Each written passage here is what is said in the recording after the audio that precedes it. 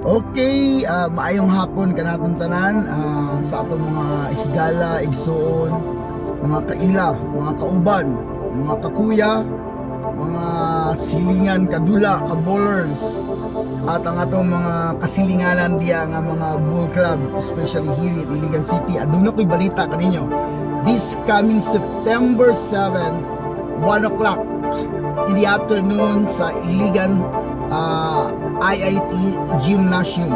So ipatigayo nato ang opening for the Northern Mindanao qualifier. So sa provincial level po masaksihan nato ang pag-abot sa mga nagkalain-lain ng mga kapunungan from Misamis Oriental, Cagayan de Oro, Bukidnon, and Misamis Occidental, and Lanao del Norte, and some group from Zamboanga del Norte also.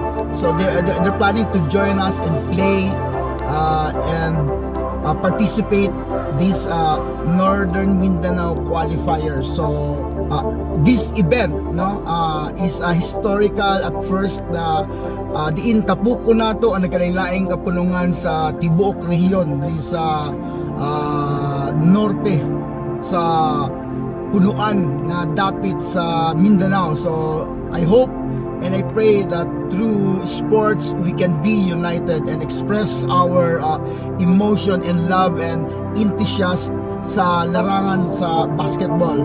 Hinaot mahatod nato ang usa ka pamaagi nga diin malipay ug ma-develop nato ang mga kabatan-onan nga matagaan nato higayon ang ilang mga ambisyon sa pagsalmot labi na sa mga dagkong liga sama sa gipahigayon sa Perlas na Silangan Basketball. So nining kapunon ug maayong adlaw kaninyong tanan.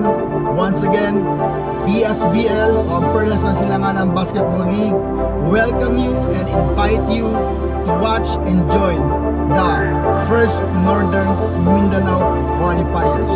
So maayong adlaw kaninyong tanan. Ang Ginoo magapanalangin kanato.